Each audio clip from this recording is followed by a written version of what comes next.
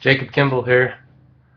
Uh, I feel impressed to read Psalm 2 today, and as Chuck Missler says, it's insight into the conversation of the Trinity, and I won't get into much about that because the Trinity is hard to grasp and understand a lot. How God can be three persons in one, but it's true. Um, it's a reality in the unseen. Um, So Psalm chapter 2 is uh, uh, a beautiful psalm. It's insight into a conversation between the Godhead, um, and it goes like this: Why are the nations in an uproar, and the peoples devising a vain thing? The kings of the earth take their stand, and the rulers take counsel together against the Lord and against his anointed, saying, Let us tear their fetters apart, and cast away their cords from us. He who sits in the heavens laughs. The Lord scoffs at them. Then he will speak to them in his anger, and terrify them in his fury, saying, But as for me, I have installed my king upon Zion, my holy mountain. I will surely tell of the decree of the Lord. He said to me, You are my son. Today I have begotten you. Ask of me, and I will surely give the nations as your inheritance, and the very ends of the earth as your possession. You shall break them with a rod of iron. You shall shatter them like earthenware. Now therefore, O kings, show discernment. Take warning, O judges of the earth. Worship the Lord with reverence and rejoice with trembling. Do homage to the Son, that he not become angry, and you perish in the way, for his wrath may soon be kindled. How blessed are all who take refuge in him. So that's Psalm 2. And in verse 2, it says, The kings of the earth take their stand.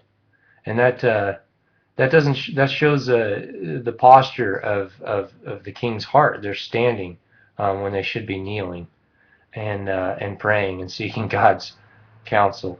And the rulers take counsel together. They take counsel among themselves instead of taking counsel from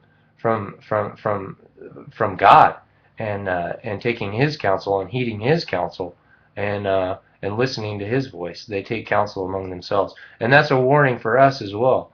Who are we receiving counsel from? Who around us is speaking into us? Going back to Psalm 1 yesterday, how blessed is the man who does not walk in the counsel of the wicked.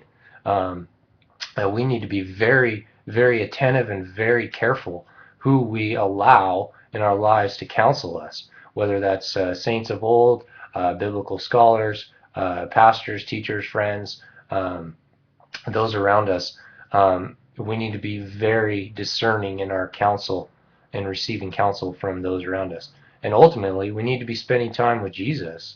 We need to be receiving His counsel and receiving. He's called the Great High Counselor for a reason, and he's the one that has pure words. And I'm reminded of a verse that says, "Wisdom from above is first of all pure. The wisdom from above is pure. The wisdom from earthly wisdom is not. It's stained and it's tainted." I won't go too much more into that. Um, but in verse 2, uh, uh, against the kings of the earth take their stand, and the rulers take counsel together against the Lord and against His anointed. Anointed is capitalized, and so anointed is portraying another is portraying Jesus. Jesus is the anointed one.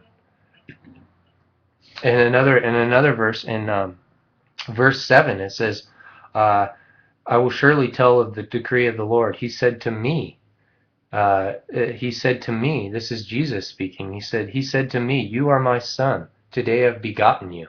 Um, that's Jesus sharing who He is. He's the only begotten Son uh, uh, of God, and and then verse 8 says, "Ask of me, and I will surely give the nations as your inheritance." Remember when Jesus was 40 days fasting in the wilderness, and Satan came along and tempted him, and with uh, with a desire that he had for uh, of the earth and everything that's in it, and that was the wrong time for him to take that. And here, uh, um, it's revealing that Jesus is the rightful owner, and God is speaking to him, saying, "You shall break them with a rod of iron. You shall shatter them like earthenware." God's strength isn't to be messed with, and he's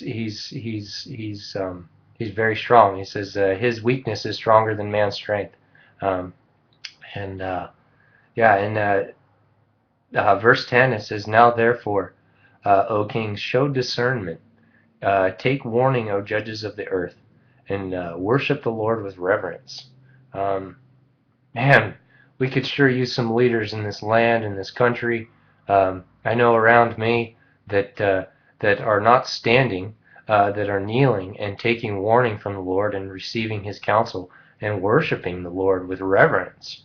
Um, every knee shall bow one day, and man, if there could be just a handful to start of men, of grown men, and leaders and pastors and elders, and um, uh, to that would begin to worship and kneel down.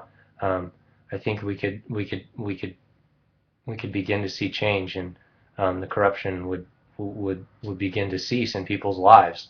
Um, and verse 12 it says, "Do homage to the Son, that he not become angry, and you perish in the way." Um, For his wrath may soon be kindled. How blessed are all who take refuge in him. Uh, this speaks that God has his wrath, and it could be kindled, it could be started, and um, with all the abortions and the murdering of babies and the sin and the corruption and the deceit and the greed and all these things going on in the United States, in this country, it's if I was a landlord and I came back and saw all the tenants of my apartment complex just ruining the place and murdering and stealing and greedy and using drugs and just ruining their bodies and using people, and destroying my apartment complex, I would be upset, and I'm not God. And I can only imagine what his wrath would be.